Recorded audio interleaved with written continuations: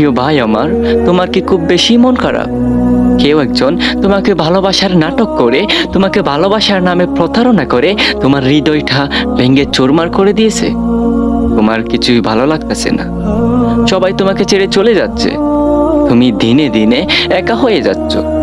তোমার আপন মানুষগুলা তোমাকে একের পর এক দূরে চলে গিয়ে তোমাকে একা করে দিয়েছে। প্রিয় ভাই আমার, মন খারাপ করো না।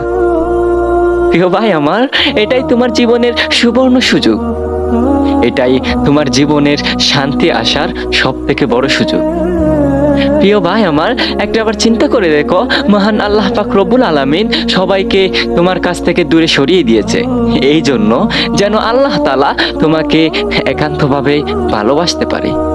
প্রিয় ভাই আমার, মানুষ তখনই একা হয়ে যায়, আল্লাহ তাআলা মানুষকে তখনই একা করে দেয় যখন আল্লাহ তাআলা তাকে খুব বেশি ভালোবাসে। প্রিয় ভাই আমার, তোমার হয়তো এখন কষ্ট হচ্ছে, চারিদিকে তুমি প্রতারণার শিকার হয়েছো, সবাই তোমাকে ছেড়ে চলে গেছে। প্রিয় ভাই আমার, তোমার এই ধারণাটা সম্পূর্ণ ভুল। সবাই তোমাকে ছেড়ে চলে গেছে বিষয়টা এমন না। মহান আল্লাহ পাক রব্বুল আলামিন তোমাকে একান্তভাবে ভালোবাসতে চায় বলে, তোমাকে অনেক বেশি ভালোবাসে বলে সবাইকে তোমার কাছ থেকে দূরে সরে দিয়েছে, যাতে করে তুমি তোমার রবের কাছে ফিরে যেতে পারো, যাতে করে তুমি তোমার রবকে আরো ভালোভাবে চিনতে পারো।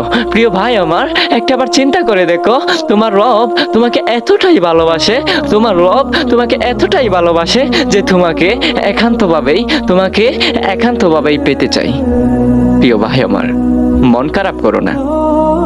পবিত্র কোরআনে একটা আয়াত আছে, ওয়ালাল আখিরাতু খায়রুল লাকা মিনাল উলা।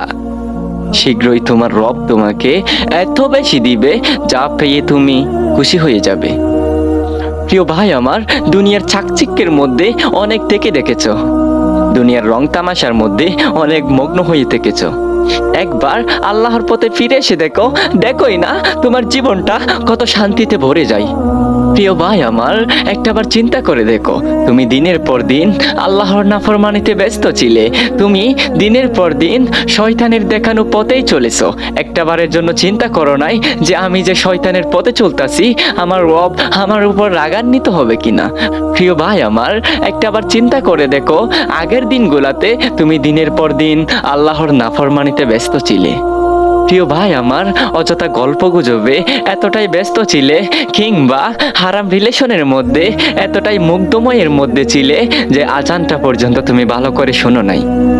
প্রিয় ভাই আমার, তোমাকে দিনে 5 বার তোমার রবের দিকে ডাকা হয়েছে, অথচ তুমি একবারের জন্য সাড়া দাও নাই। প্রিয় ভাই আমার, সারাটা দিন শয়তানের দেখানো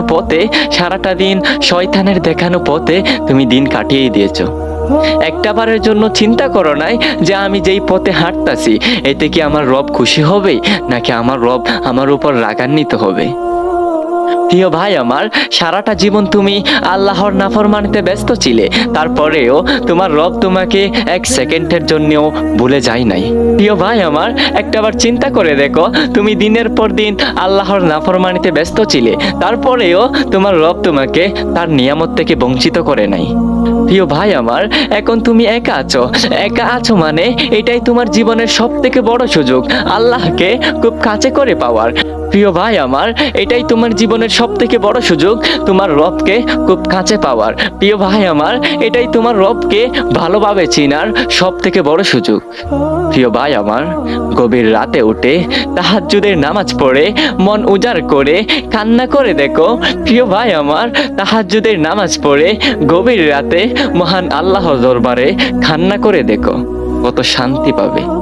প্রিয় ভাই আমার, ফজরের আজান হলে ঘুম থেকে উঠে গিয়ে ফজরের নামাজ আদায় করে সকালের শান্তির আবহাওয়াটা, সকালে এত মধুর বাতাসটা তোমার গায়ের মধ্যে মেখে দেখোই না, কত শান্তি পাওয়া যায়। এমন শান্তি পাওয়া যাবে প্রিয় ভাই আমার, যা তুমি পৃথিবীতে কোনো জায়গায় পাবে না। প্রিয় ভাই আমার, একা হওয়া মানে মন খারাপ করা না। সবাই তোমাকে দূরে সরিয়ে দিয়েছে, তাতে কি হয়েছে? তোমার রব তোমাকে কাছে পেয়েছে। প্রিয় ভাই আমার, সবাই তোমাকে ছেড়ে চলে গেছে, তোমাকে একা করে দিয়েছে, এতে করে তুমি মন খারাপ করো না, বরং মহান আল্লাহ পাকের দরবারে শুকরিয়া আদায় করো। সবাই তোমাকে ছেড়ে চলে গিয়ে একা করে দিয়েছে, এতে করে তুমি তোমার রবের কাছে যেতে পেরেছো। প্রিয় ভাই আমার, আবারও বলতেছি, একা হওয়া মানে সব থেকে বড় সুযোগ রবের কাছে যাওয়া। একা হওয়া মানে সব থেকে সুবর্ণ সুযোগ রবকে কাছে করে পাওয়ার। নাসরুম মিনাল্লাহি ওয়া ফাতহুন করিব ওয়া আখিরু দাওয়ানা আনিল হামদুলিল্লাহি রাব্বিল আলামিন। আসসালামু আলাইকুম ওয়া রাহমাতুল্লাহি ওয়া বারাকাতুহু।